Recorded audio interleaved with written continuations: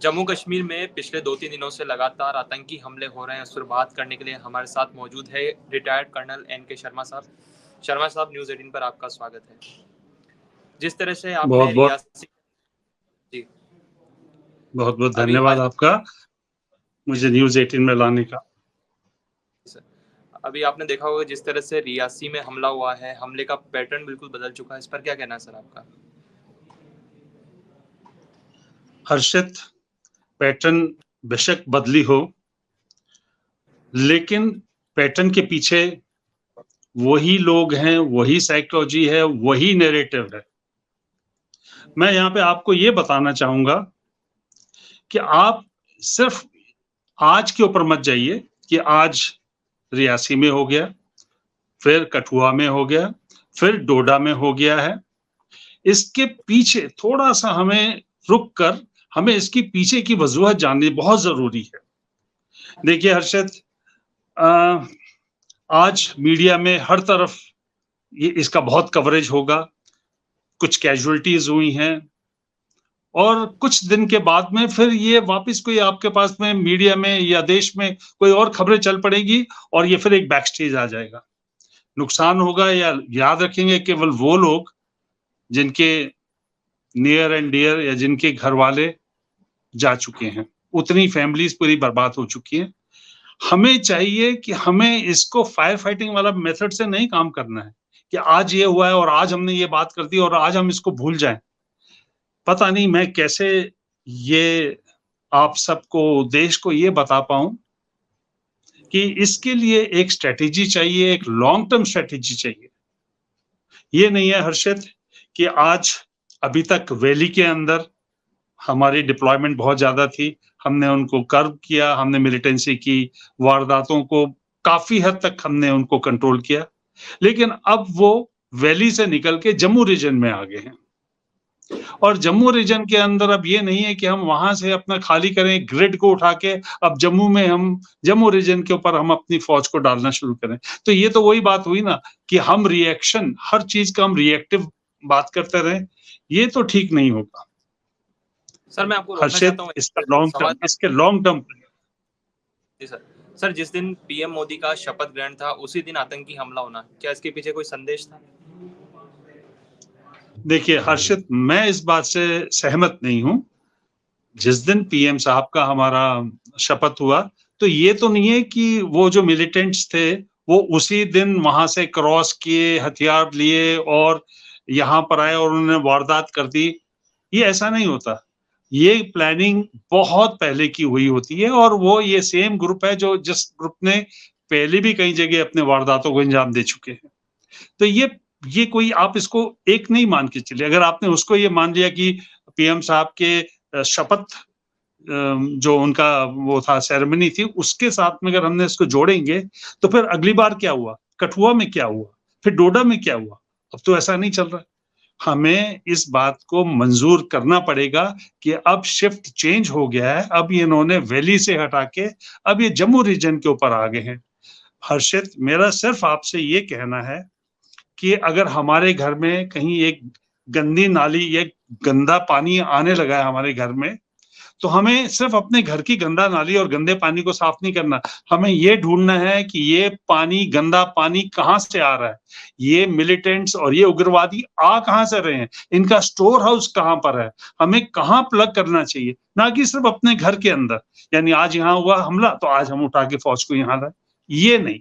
इसका हल कहीं और है। इसके अंदर एक टीआरएफ जो आतंकी संगठन है उसका नाम भी आ रहा है, उसके अलावा कश्मीर टाइगर्स है। तो इन दोनों के बारे में बताइए आप कि आखिर असली चेहरा कौन है? देखिए,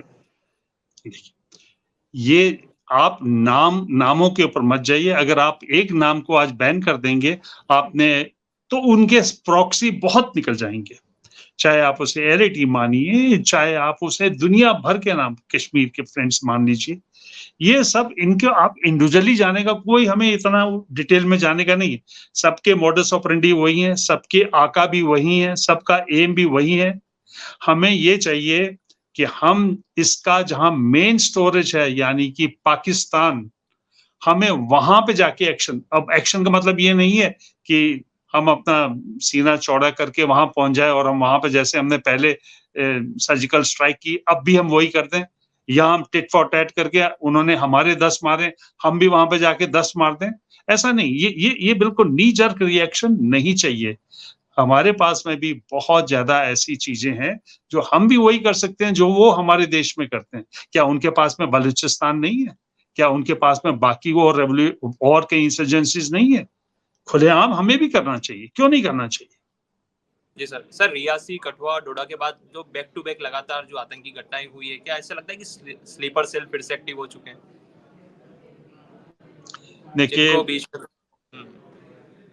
देखिए, ऐसा है, ये घटनाएं मैं राष्ट्रीय राइफल बटालियन में मैं कंपनी कमांडर रह चुका हूं, मैं श्रीलंका में भी ऑपरेट कर चुका हूं, और ये सब चीजें आप इसको शॉर्ट टर्म पे मत मानिए। ठीक है, आपको ऐसा लगता है कि अभी एक हुआ, फिर दूसरा हुआ, फिर तीसरा हुआ, लेकिन आप ये देखिए कि ये पैटर्न है, ये एक नैरेटिव है जो ये सेट कर रहे हैं। अब ये वैली से हटके, जहां पे हमारा सबसे ज्यादा डिप्लॉयमेंट था, वहां से हटकर अब ये उस इलाके में लेकर आना चाहते हैं जहां पर हमारी आर्मी की डिप्लॉयमेंट उतनी ज्यादा नहीं थी। तो आप इन पे मत जाइए, इसका सॉल्यूशन फायर फाइटिंग करना नहीं है, नी जर्क रिएक्शन देना नहीं है। यही तो वो चाहते हैं, वो भी यही चाहते हैं कि अब फौज को उठा के वहां से उठा के अब यहाँ पे लाओ, सो दैट वैली के अंदर फिर वैक्यूम हो जाए। हमें इसको सोचना है, और सोचने में आप जानते हैं कि कहां प्लग करना चाहिए? पाकिस्तान, बिल्कुल पाकिस्तान। जब तक आप प्रॉब्लम को नहीं एड्रेस करेंगे वहां पर, तब तक ये छोटी मोटी घटनाएं, छोटे मोटे ग्रुप बनके और ये ऐसी वारदातें और घटनाओं को ये इंजाम देते रहेंगे। सर, पाकिस्तान पे तो काफी मतलब बैन लगे हुए हैं, मतलब उसने FATF या इसके, और काफी वो इन चीजों को झेल भी रहा है, मतलब उसके ऊपर काफी मतलब व्यापारिक रूप से भी भारत ने उससे संबंध अभी तोड़ ही रखे हैं, लेकिन बार बार उसको समझाया जाता है कि आतंकवाद को खत्म कर दीजिए, बंद कर दीजिए, लेकिन वो बाज नहीं आता इन चीजों में। तो इसका सोल्यूशन क्या? क्योंकि वो तो बाज आने वाला है नहीं पाकिस्तान, तो हमें क्या करना पड़ेगा? देखिए हर्षित, मैं तो जिस लेवल पे मेरी स्ट्रैटेजी हम प्लान करते थे, मैं उस लेवल की बात आपसे कर सकता हूं, हालांकि मुझसे भी बहुत काबिल और भी हैं। देखिए, पाकिस्तान को FATF लिस्ट में लाया गया और वापस निकाल के उसको ग्रे में डाल दिया गया, और ये इन सब बातों के पीछे बिल्कुल इंटरनेशनल हाथ रहता है, चाहे वो अमेरिका का हाथ है, चाहे वो बाकी और देशों का हाथ है, उनको लाने में और निकालने में। हर देश का अपना नेशनल इंटरेस्ट है, हमारा भी नेशनल इंटरेस्ट है। हमारा नेशनल इंटरेस्ट ये है कि पाकिस्तान को उस लेवल तक लेकर आए जिस लेवल तक वो ये हमारे देश के अंदर इंटरफेयर करना छोड़ दें। आपने ये बोला कि पाकिस्तान के साथ में तो हम सब कुछ कर चुके हैं, हमारा कोई ट्रेड टाइज नहीं है, और इनफैक्ट हमने उनको बिल्कुल जितना है बाकी देशों के उनसे भी हमने उनकी दूरी और कर दी है। हमने इनफैक्ट उनका इकोनॉमी में भी काफी नुकसान हुआ है। सिर्फ पाकिस्तान को आप ये देखिए, जब हमने ये सब कुछ किया तो उनको उभारा किसने? वो भी एक कोई देश है, जो देश है या जो ताकतें हैं, अब उनको उभारती भी हैं, वो अपने नेशनल इंटरेस्ट से, क्योंकि हर एक को नहीं ये अच्छा नहीं लगता कि भारत देश हमारा विकसित, ज्यादा हमारी प्रोग्रेस करे और भारत देश भी हमारा उतना स्ट्रांग और उतना हेल्दी बने, ये भी लोगों को पसंद नहीं है। तो ये जो हम अभी किया, इसके अलावा और भी बहुत ज्यादा और चीजें हैं। मैंने आपसे फॉर एग्जांपल मैंने बोला हमें क्या चीज रोकता है? पाकिस्तान से आपने देखा वो बड़े आराम से कहता है कि कश्मीरी हमारे भाई हैं, उनको सपोर्ट हम करते हैं। आपने देखा कि मुशर्रफ ने अपने इंटरव्यू में बोला है कि हमारे जो हीरोज हैं वो ये सब मिलिटेंट्स हमारे हीरो हैं। वो कितने ओपनली बोलते हैं, और हम कितने दबे स्वरों के अंदर बोलते हैं बलोचों को उनकी आजादी मिलनी चाहिए। हम क्यों नहीं कुछ करते? हम क्यों नहीं कुछ कर सकते? नेशनल इंटरेस्ट हमारा नेशनल इंटरेस्ट है, हमें और कोई बाहर से कोई देश आके हमारा हेल्प नहीं करेगा, हमारी मदद नहीं करेगा। हर्षित सर, जो ये हमला हुआ है, इसके क्या आपको लगता है कि जो पाकिस्तान के रिटायर्ड फौजी हैं वो अब भेष बदल के इंडिया में आ रहे हैं? क्योंकि एकदम सटीक निशाना लगाना बिल्कुल आर्मी स्टाइल में तो आतंकवादियों के लिए इतना आसान नहीं होता है। देखिए ऐसा, हर्षित आपने जो पूछा, मैं कुछ साल पहले जब मैं राष्ट्रीय राइफल में था, ये मेरे साथ में, मेरी ही पार्टी के साथ में एम्बुश हुआ, और वो एग्जैक्टली ऐसे हुआ।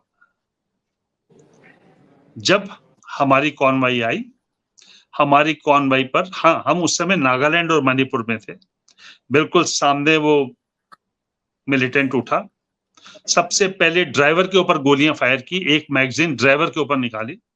ड्राइवर हमारा सेंसिबल था कि जब ये फायरिंग हो रही थी तो वो नीचे बैठ गया, गाड़ी चलती रही और एम्बुश एरिया से बाहर निकले।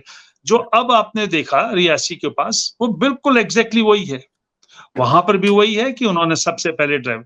तो मैं ये बताना चाहता हूं, ये प्योरली आर्मी टैक्टिस है कि आप पहले एम्बुश की साइट वो ढूंढो जहां पे अगर गाड़ी थोड़ी सी दाएं बाएं होती है तो वैसे ही नेचुरली नुकसान पहुंचे। और दूसरी बात, मैं अपनी एक्सपीरियंस से आपको बता रहा हूं कि ये बिल्कुल इसमें सिग्नेचर है बाकायदा पाकिस्तान आर्मी के। ये जो उन्होंने गन इस्तेमाल की है वो M4 सीरीज की है, M4 कार्बाइन की है। M कार्बाइन है, ये अमेरिकन वेपन है, M सीरीज का वेपन है। और M सीरीज का जो वेपन है ये M16 का छोटा वर्जन है और ये बहुत घातक है। कहां था ये हथियार, कहां थे, कहां छोड़ के आए अमेरिका? अफगानिस्तान में छोड़ के आए। अफगानिस्तान में जब M4 छूटे तो ये हिंदुस्तान में कैसे पहुंच गए, और हम क्या प्रूफ दिखाएंगे? तो बिल्कुल जो आपने बोला एकदम सही है, और ये इसमें हर जगह पाकिस्तान आर्मी के सिग्नेचर बिल्कुल साफ दिखाई दे रहे हैं। जी सर, आप भी उसी इलाके से ताल्लुक रखते हैं जो रियासी, जहां पर अटैक हुआ था, तो अभी क्या सिचुएशन है वहां पे? मैं उस इलाके से हूँ। मैं पुंछ एक इलाका पड़ता है रियासी से आगे, रजौरी, पुंछ, इस इलाके के। ये इलाका जो हमारा है, इसमें एक बार हमने पहले बनाई थी विलेज डिफेंस कमिटीज बनाई गई थी, जिसमें विलेजर्स को, अपने गांव वालों को सरकार की तरफ से हथियार मुहैया कराए गए थे और थोड़ी सी ट्रेनिंग दी गई थी। बाकी जज्बा हमारे गांव वालों के बीच में था। लेकिन फिर कुछ समय बदला, कुछ पॉलिसी बदली और ये VDCs को फिर इन्होंने लिक्विडेट कर दिया और इन्होंने फिर हटा दिए। और वो हम देख रहे हैं, ये वो इलाका है जहां ज्यादातर हिंदू पॉपुलेशन है, और जो इंसर्जेंट्स होते हैं ये सरवाइव करते हैं, इनका जीना मरना सिर्फ पॉपुलेशन के ऊपर होते हैं। ये अगर लोग इनको नहीं सपोर्ट करेंगे तो ये नहीं जी। हिंदू पॉपुलेशन भी है इस इलाके में, और कुछ इनको जो शह देते हैं वो कुछ मुस्लिम इलाके भी हैं जहां पर आके ये रुकते हैं, वहां पर ये रहते हैं, प्लानिंग करते हैं, देखते हैं और फिर घात लगाते हैं, और वो इलाके अब बढ़ते जा रहे हैं। तो ये एक बहुत खतरे की बात है, और ये बहुत इस चीज पे हमें सोचना है कि हमें कैसे और आगे विलेज डिफेंस कमिटीज को स्ट्रॉन्ग करें ताकि एक फर्स्ट लाइन ऑफ डिफेंस हमें वहीं मिले। सर, धारा 370 हटने के बाद तो काफी इन घटनाओं में कमी आई थी, लेकिन अभी अचानक वापस इस तरह की घटनाएं बढ़ी हैं, उस पर क्या कहना है आपका? क्या धारा 370 हटने से फायदा हुआ था? धारा 370 जो हटी है, ये मैं खुद जम्मू कश्मीर का हूं, हमारे लिए एक ऐसी सौगात थी जो सरकार ने हमको दी, बिकॉज कोई भी हम में से ये इमेजिन नहीं कर सकता था कि 370 हटेगा। और 370 रहने से मैं कुपवाड़ा में भी ऑपरेट किया हूं, मुझे मालूम था कि कितने डर से हम ऑपरेट करते थे कि अगर कोई एक गोली भी दाएं बाएं हमारी चले जाए और कोई नुकसान हो जाए थोड़ा सा भी, मुझे मालूम था कि उसके बाद सालों साल मैं इसी कुपवाड़ा के कोर्ट के अंदर आके मुझे अपना केस लड़ना पड़ेगा, क्योंकि सरकार की तरफ से मुझे कोई मदद नहीं थी, बल्कि उल्टे झूठे केस बनते थे। 370 हटा, आपने देखा कोई वैली के अंदर कोई प्रॉब्लम नहीं हुआ। वो एक पॉलिटिकल फ्रंट है, वो एक वैसे। रही बात ये मिलिटेंसी की, मिलिटेंसी तो पूरी की पूरी मिलिटेंसी तो हमारे होम ग्रोन मिलिटेंसी नहीं है, पूरी की पूरी मिलिटेंसी हमारे खुद के लोगों की नहीं है। ये वही है, गंदा पानी का रिजर्वायर कहां पर है आपको मालूम है, वो रिजर्वायर के ऊपर कुछ ना कुछ हमें करना पड़ेगा। ये तो सब होता रहेगा। 370 हट गया, उस रिजर्वायर टाइट कैसे किया जाएगा या उसको बिल्कुल खत्म कैसे किया जाएगा? देखिए, मैं ऑल आउट वॉर की बात नहीं कर रहा हूं, मैं ऑल आउट वॉर नहीं कर रहा हूं, वो कोई सोल्यूशन नहीं है कि हम लोग उनके ऊपर अटैक कर दें। और मैं ये भी हर्षित नहीं चाहूंगा कि पॉलिटिक्स के हिसाब से हम बड़ी-बड़ी स्टेटमेंट दें कि हम ये कर दिया और हमने ये कर दिया। आपकी डिफेंस फोर्सेस इतनी काबिल हैं, आप उनको सिर्फ बताइए, आप उनके साथ में हाथ से हाथ मिलाइए, उनके कंधे पे अपना हाथ रखिए और बोलिए कि हम आपके साथ में हैं। मैं आपको बता सकता हूँ कि ये जो रिजर्वायर है, कितने भी पीछे क्यों नहीं है, ये बिल्कुल इसका इलाज हो सकता है। सिर्फ आपको डिफेंस फोर्सेस को एक प्रकार से थोड़ा-सा ऑपरेट करने के लिए थोड़ी ढील ज़रूर देनी पड़ेगी, ताकि वो भी घबराएँ। लेकिन ज़रूरी नहीं है कि इसका आपको पब्लिसिटी करनी है, आपको बताना है, क्योंकि कुछ पब्लिसिटी करने से ऐसा लगता है जैसे शायद पॉलिटिकल गेन्स लिए जा रहे हैं या कुछ ऐसा लगता है कभी-कभी। आदमी को अपना काम करने दीजिए, चुपचाप हम काम करते हैं, अपना काम करने में हमें बड़ी खुशी मिलती है। हमें वाह-वाह, शाबाशी लेने में कोई खुशी नहीं मिलती। करने दीजिए फ़ौज को काम, ये भी एड्रेस हो जाएगा। जिस तरह की आतंकी संगठन इसने कहा था कि हम फिर से इस तरह के हमले जारी रखेंगे, तो इस पर क्या कहना है आपको? क्योंकि अब तो इस तरह की घटनाओं से इनको तो थोड़ी आप उनको मैं सिर्फ ये कहना चाहता हूँ, आप जारी रखिए और आपको हम 72 हूरों के पास में हम भी पहुँचाते रहेंगे। हर दिन एक समान नहीं होता, ठीक है? ये भी एक लड़ाई है, लड़ाई के अंदर ऐसा नहीं है कि सिर्फ एक ही साइड को नुकसान होगा। चलो आज आपका दिन था, लेकिन वो भी मिलने के लिए तैयार हो जाए।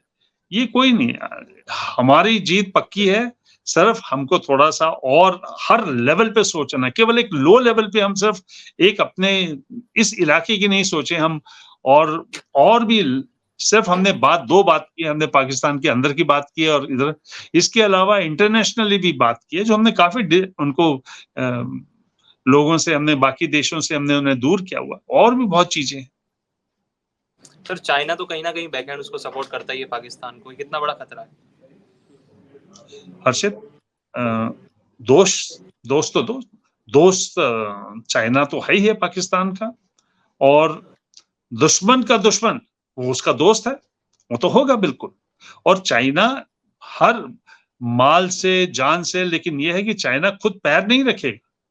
चाइना इनको बूट आउट करता है, जब भी ये पैसे के उसमें, या जब ऐसे इनको कोई प्रॉब्लम होती है, तो चाइना इनकी मदद के लिए आता है। तो बिल्कुल चाइना को उनको पूरा सपोर्ट है, लेकिन हमें इस बात से डर नहीं है कि चाइना का सपोर्ट है, हो बेशक चाइना का सपोर्ट, तो क्या हुआ?